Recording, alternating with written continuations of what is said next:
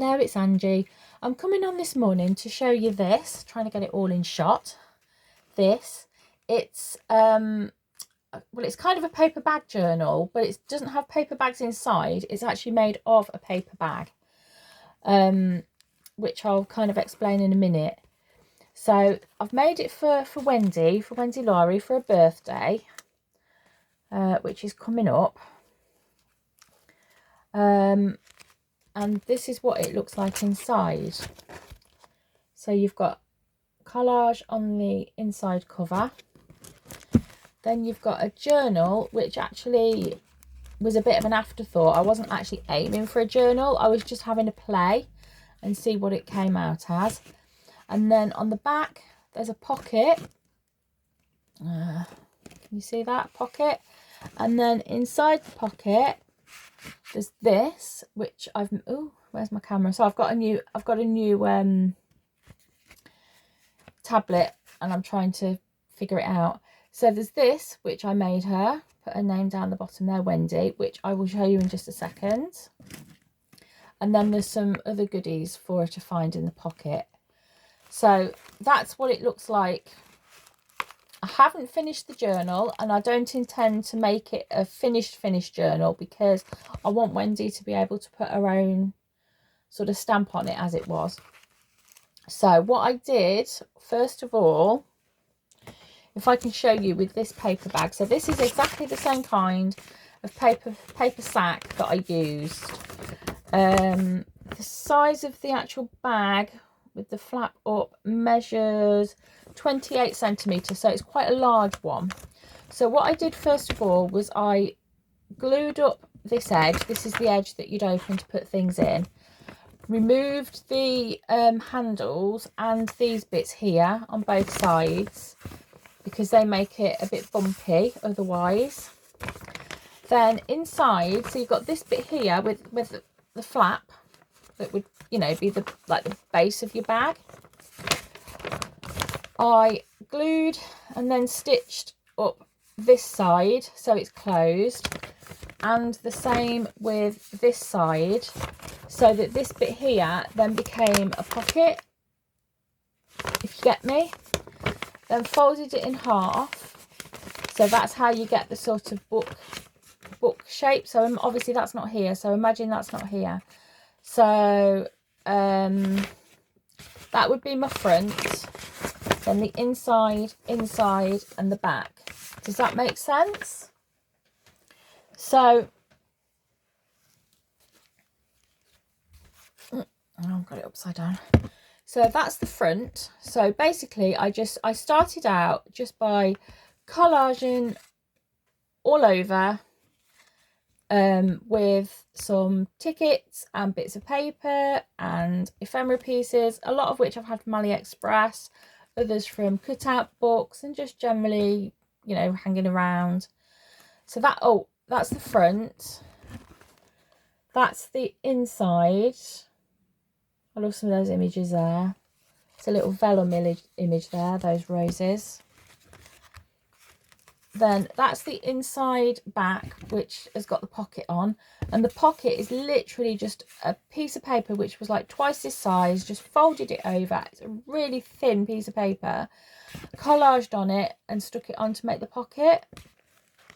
And then the back, I love the back, I love this bit down here, and I've just put a little bit of gesso, just dry brush some gesso just here and there, just to make it a little bit more, I don't know, shabby or whatever. Then on the front and back, just the front and back, I didn't do the insides. I went over it with the Tim Holtz's, where are we, Distress Collage Medium, you know, the brown stuff. So it ages it, but what I like, it's aged it, it's put a brown tint all over, but can you see where I've put white gesso, it's left it white, so you can still see the white gesso. It hasn't like tinted it brown. Don't quite know how that works, but I was really impressed with that. And I've just put a couple of, like, I don't know, not quite inspirational quotes, but sort of crafty quotes on it. Art is an escape from reality. Craft is dreaming and creating in freedom. And then on the back, I've got cool, artsy and fabulous. and Happiness is Homemade at the bottom. And I've actually gone over all 4 of those with that Distress Collage medium that I showed you, just to make sure that it sticks on. So at back, that's, I'm trying to do this, that's the pocket. You know, I said that, hang on, everything's falling out. Let me just take those out. So this here, so I'm trying to get my nails in, is the pocket. I don't want to pull it too much, and it's got a load of tickets in there about to fall out. So it's a very shallow pocket. It's long but very shallow. So I say I've put a load of tickets in there, which is absolutely ideal for this sort of thing. So then what I did, as I say, all this I was just playing. If it turned out, it turned out. If it didn't, it didn't. I didn't have any purpose for it when I started. I was just playing, because I've never ever made anything like this before, so please be kind, because it certainly isn't perfect. So then what I did for the spine, I cut a hole, I don't know if you'll see it, there where the elastic's coming out of, and the same at the top. I've got a print there, you see the hole there by my finger? Threaded through some elastic, some of that stretchy gold stuff that you very often get at Christmas, and then put in some papers. So I've sort of just done it like notebook style, so that they're loose, they're not stitched in. There's my middle, so Wendy can take them out, add to them, change them, whatever she likes. And as I say, I've done a few little, put a few little bits in and made a few marks. I will do a couple of other little bits, but it was more about the folder than the actual junk journal. So I've done a few bits, but I don't want to do too much, because I want Wendy to, as I say, put her own stamp on it, so to speak. So then I just tied on a little bit of seam binding. So that wraps around that way. No, wrong one. Oh no, that's right. One wraps one way, one wraps the other way, and they basically both tie at the edge, just into a bow. So as I say, it's not perfect. Oh, and I stitched around the edges as well, so it just ties up like that. I stitched around, or at least I started to stitch around. I stitched around the edges on here, just to stitch round, and the pockets and all that.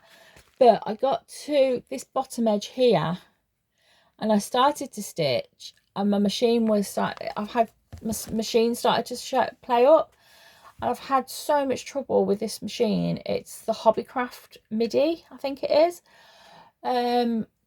When I bought it, I'd never used a sewing machine, and I did get on okay with it, but I now feel like I've outgrown that machine.